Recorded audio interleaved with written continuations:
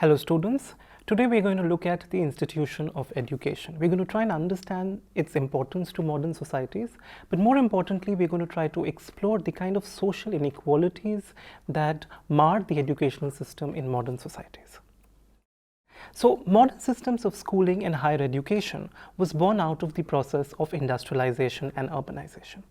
Prior to modernity, transmission of knowledge was not a formalized and a spatially distinct activity. Children learned practical skills within families and households, and craft skills actually entailed long years of apprenticeship with master craftsmen. Sacred knowledge was esoteric, which means it wasn't accessible to all, generally limited to the priestly class or the upper echelons of society. Now, the promise of modern secular education was the promise of modernity itself, which was development, progress, prosperity, and individual self-actualization and freedom.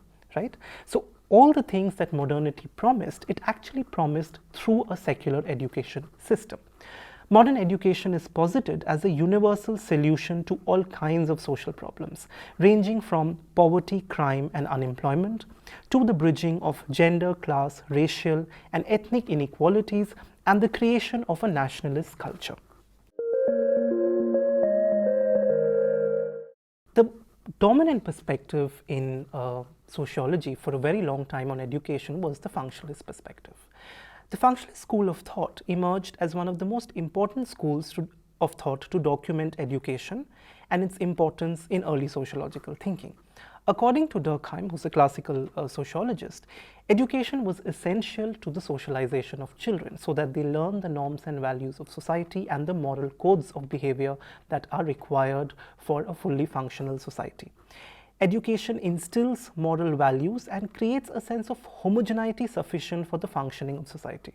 Now, this is important because generally modern societies have a lot of differentiation.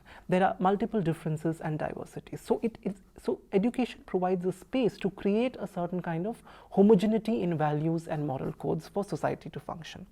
Learning of history was seen as an integrative force in society, contributing to social solidarity. Now, functionalists generally tend to emphasize three fundamental functions of education. The first is that it developed the human resource of a modern industrial society. Modern industrial society is characterized by a complex division of labor and functional specialization, which means there are more occupations and which require technical expertise. So education was a way for which individuals would learn these specific skills and be able to function in the industrial economy.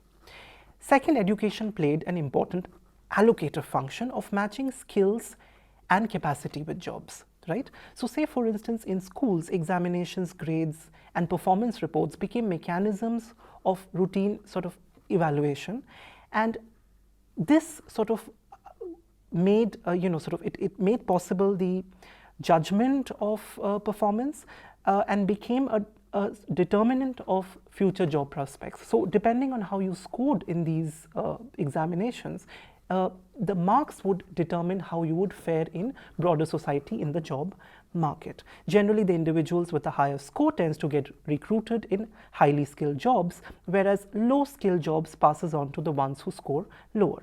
Educational attainment therefore became an index of greater capacity for high skilled labor. The third aspect of education was that it was necessary to develop a moral consensus in society. A common cultural heritage, despite class and ethnic differences among pupils, helps in the creation of social cohesion and solidarity. Parsons had argued that education was necessary to inculcate values of individual achievement and merit, because you see in families you're generally inculcated into particularistic values based on certain ascriptive aspects like your gender, your religion, etc. Right? But the education system, it espouses universal standards where a child's status depended on his merit and achievements. Now, some of the critiques of the functionalist perspective. Now, critics have pointed out that the fit between skills required for jobs and the skills learned at school were tenuous at best, which means there wasn't really a fit between the skills they learned at schools and what they needed for jobs. While an educational degree could qualify one to do a job, it does not necessarily make one proficient at it. Ascribed status based on gender, class, race, and able-bodiedness had an impact on the experience and achievement of pupils in educational institution, which the functionalist perspectives fails to articulate. It does not take into account the inequality that is there in educational systems. Educational institutions reflected dominant values and could encourage sexist, racist, and class bias among students.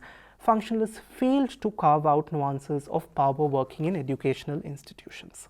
Now, as a remedy to the problems of the functionalist perspective, we are going to look at certain conflictual and critical perspectives on education which actually foreground the issue of inequality in educational institutions. We're going to look at the theories of Bowles and Gintis, Ivan Illich, Bernstein, and Pierre Bourdieu.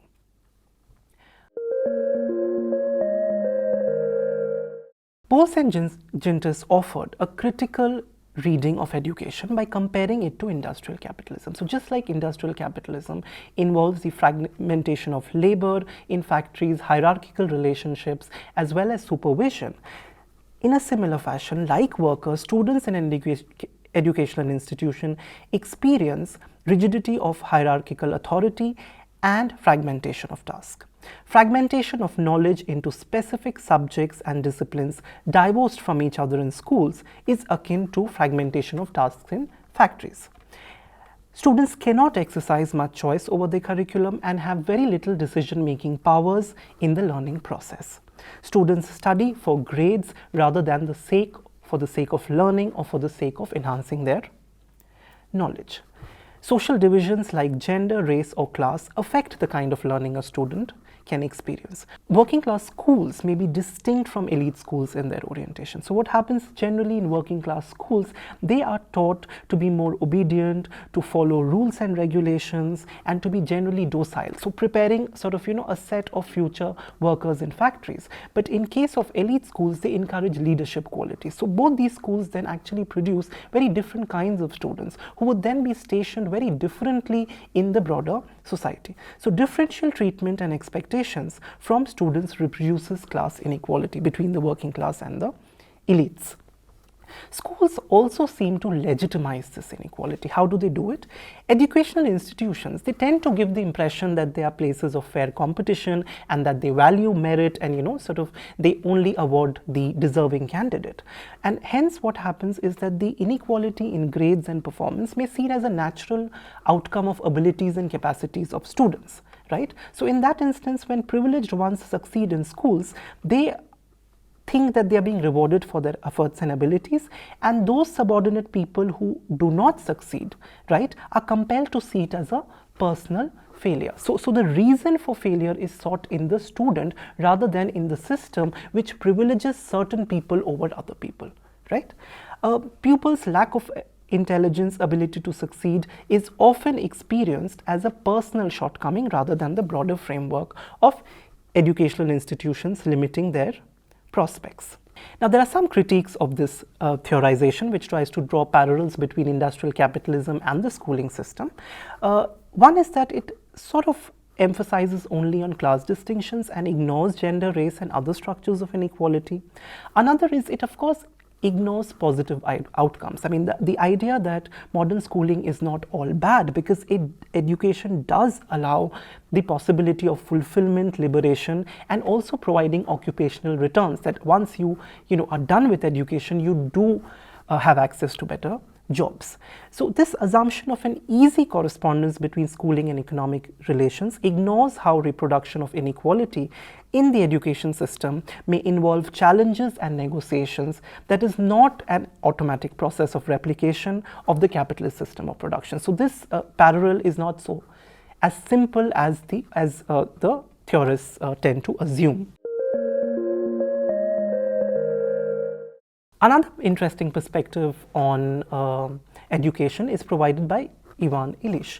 Now, he provides a very powerful critique of compulsory schooling. He says that, of course, there is, like Bowles and Gintis, he also points out that there is a link between education and the economy, and they produce discipline and hierarchy in students which will be useful for the economy, and they encourage a kind of passive consumption of the existing order.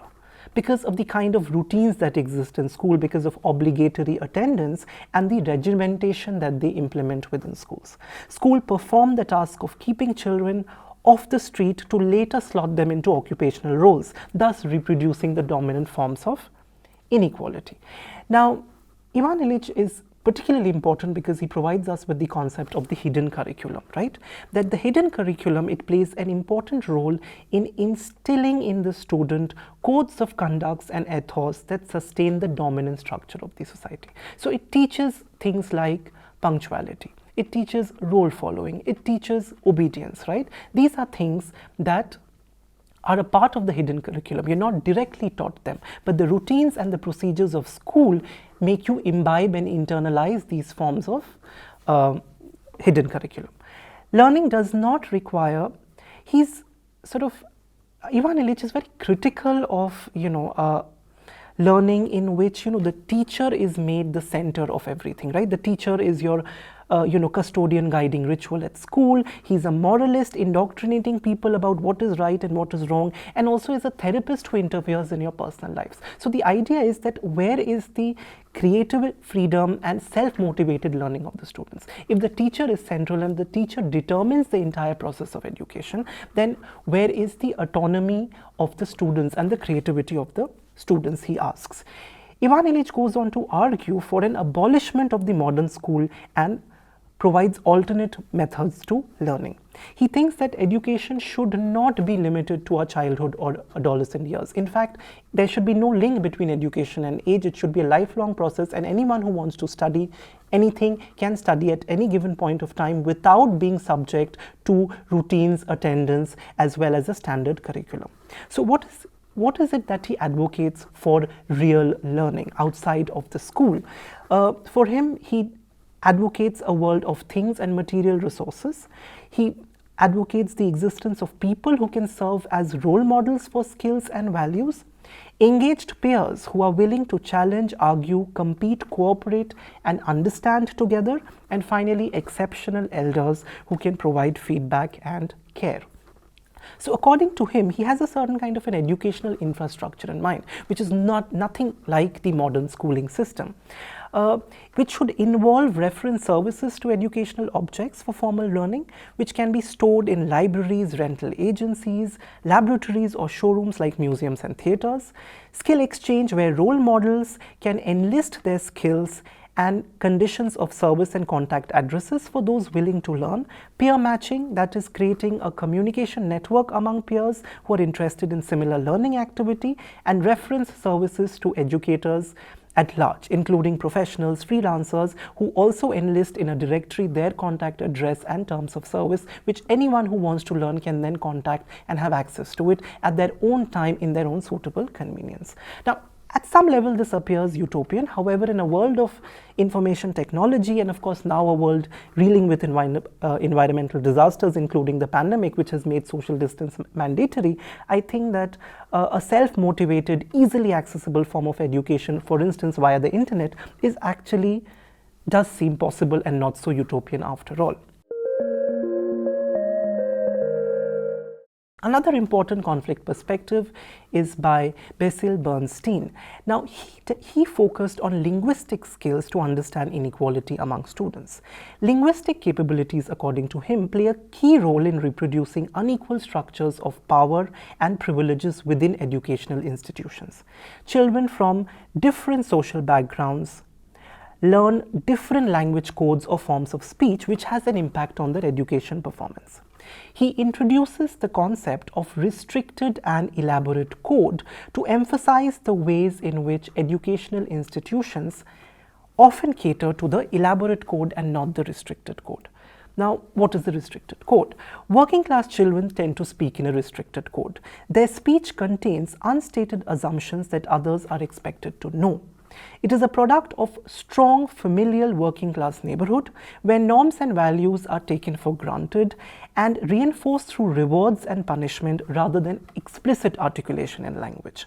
Speech in restricted code caters to practical experience and fails to communicate abstract ideas, theoretical propositions, and processes or relationships. So all the things that you may need to succeed in an educational institution is something that is not provided by the restricted code to working class children. These codes are observed among working class children and peers where norms are implicit and there isn't a need to explain their behavioral codes. Now, in contrast, the language of middle class children often involve an elaborate code, which allows speakers to be fairly creative and use a range of linguistic alternatives. It enables children to suit their speech to different situations. This form of speech is not bound to specific context and permits the child to communicate in general terms and articulate abstract ideas and theoretical propositions. A middle class child is frequently offered explanations or principles that underlie particular behavioral expectations. For instance, reasons for avoiding too much sugar, such as bad health or tooth decay, unlike a working class child who may simply be told off for doing so. Children who are equipped with the elaborate code are better able to cope with the demands of the educational system and have the potential to perform better than those who have the restricted codes. There is an affinity then between educational institutions and the elaborate code, right? And those who belong to socio-economic backgrounds with the restricted code, they tend to become underachievers in the modern schooling system. They struggle to understand formal abstract language of academic disciplines and may find classroom teaching incomprehensible. While they may still manage rote learning, they may have genuine difficulties in grasping conceptualizations. So this is the difference between the restricted and the elaborate code. Elaborate code working better with educational institutions. Another way in which inequality has been explored in educational systems is by a critique of the education system by Bourdieu. Now, the thrust of Bourdieu's argument lay in the claim that educational institutions function to add legitimacy to class inequalities. In order to succeed in the educational institutions, students must possess cultural capital and higher class habitus. What are habitus? They are unconscious class dispositions and ways of understanding the world and one's place in it. Cultural capital refers to a familiarity with the dominant culture. It involves a variety of sources, such as the ability to understand and use educated language, general cultural awareness, information about school systems, and academic credentials. So if you have cultural capital, there's a way in which you can navigate the school system better than those who do not. Acquiring cultural capital, of course, requires time, energy, and economic capital, so which then can be used to attain high status jobs and incomes. It is thus unequally distributed across social classes depending on one's family. So generally, children from upper class and middle class have more cultural capital, which is passed on to them by their parents, while working class children do not have the requisite cultural capital to actually perform well in schools. And it has then been seen that most high degrees in France are held by children of professionals rather than factory workers, because parents transmit their cultural capital to children, which helps them perform better in educational institutions. Working class children are disadvantaged in such a system because of their lack of cultural capital. The focus on merit and fair competition makes inevitable the failure of working class students, making it personal and legitimate, something that Bowles and Gintis have also pointed out. Students from higher social classes, through their educational attainment, are able to maintain their dominant position in society, and they feel that they deserve to do so. So what happens is that people with greater cultural capital coming from higher social classes are able to do well in education and then get better jobs, which means that they continue to maintain their class position over and above the working class who fail to perform as well as them in the educational system because they lack the requisite cultural capital. The educational institution then merely reproduces the class status quo. When a working student performs well, in some instances, of course, there are exceptions to the rule, it only strengthens the misrecognition of an unequal system as that one that is based on merit and provides equal opportunities. Bourdieu's framework of cultural reproduction has been useful to understand the persistence of caste inequality and prejudice in the Indian education system, despite affirmative action or reservations at all levels to ensure better access to socially backward castes. So just like the education system can reproduce class inequalities, scholars in India have also tried to understand how education can also reproduce caste inequalities because of the dominance of the upper caste in the educational systems and the struggle of the lower caste to actually perform well because of their historical backwardness and disprivileges. So what happens is then that the educational system then becomes a site of the reproduction of caste inequalities, like class inequalities, as Bourdieu has talked about. We will not try and understand the relationship between gender and education. Is there a way in which education systems also sort of produce certain kinds of gender ideologies and gender inequality? Are they patriarchal is the question to ask, really. In contemporary societies, gender equality is an important goal, and the domain of education is a significant arena in its achievement. Nandati Manjrekar notes, and I quote her, "In a wider sense, notions of femininity and masculinity, what is appropriate and expected behavior on the part of girls and women and boys and men, influence decisions about sending children to school, what they should be taught, and for what period they should be kept in school. They also influence subject choices and preferences at higher levels of education and post-education opportunities in the labor market. There is ample evidence to suggest the prevalence of bias, discrimination, and stereotyping of girls and women in the educational institutions. Feminists have pointed out that there exists a hidden curriculum of gender in education that seeks to reproduce the broader gender relations in society. The hidden curriculum includes, among others, the existence of a gender-appropriate dress code in schools, which perpetuates gender stereotypes, where clothes, for instance, are linked to decency, morality, behavioral expectations, and even vulnerability to sexual violence. Feminist studies have demonstrated how school textbooks are redolent with gendered images, right? Now, what are these gendered images? Boys are portrayed as autonomous individuals with initiative and ambition and are associated with the world outside, right? Generally, boys are shown in stories to be a part of the public world, and girls are shown to be passive, others-oriented, and generally associated with the home and domestic spaces.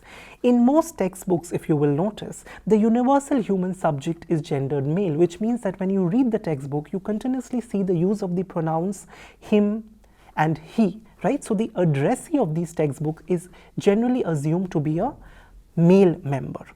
These books are sources of secondary socialization into socially accepted gender roles.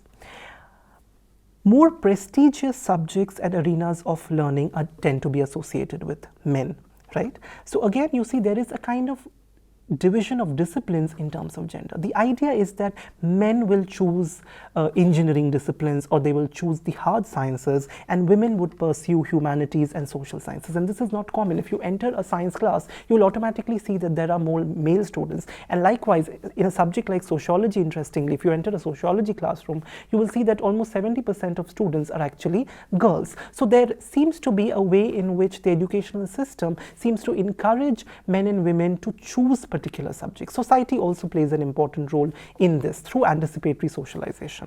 In India, for instance, education of girls from poor communities, including Dalit, Adivasi Muslims, and other minority groups, remains a challenge.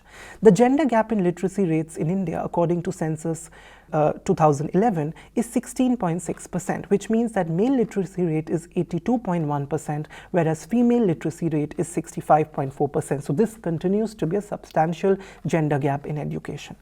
Although there is a very interesting positive trend that has been seen the world over in the performance of girls, which is that they do better in examination than boys, and there are various reasons for it. One is, of course, the impact of women's movement and the presence of female role models, which has instilled confidence in young girls who want to challenge traditional sort of stereotypes and not become sort of, homemakers, but actually pursue a career and, sort of obtain higher education. Another reason is that there seems to be a different style in which men and women, boys and girls study. And it seems that generally girls take their studies more seriously, they are more organized and more mature about it than boys who are seen to be more sort of disruptive in the classroom and not interested. And linked to this is the idea that there are certain group of boys in schools who actually display anti-education and sort of anti-learning attitudes, which means that they reject education and they think that to study and to learn is very uncool. So these are the reasons why actually girls have been performing better in various examinations. Now, despite positive trends, women continue to be underrepresented in higher education, and this exclusion is often intersectional, which means that women's access to education is affected by considerations of race, of class, of caste, and of ability. So which means that women of color, working class women, lower caste women, disabled women are generally at they stand to lose within the modern education system. To conclude, I would want to say that while education can play a very important role in societal development and progress, and actually the creation of a more equal and egalitarian society where everybody has equal opportunities for self-actualization and to develop themselves, but in actuality, sociologists have demonstrated how educational institutions can become sites for reproduction of inequalities. Inequalities in the form of class inequalities, caste inequalities, gender inequalities, right? And perpetuates the status quo. Thank you.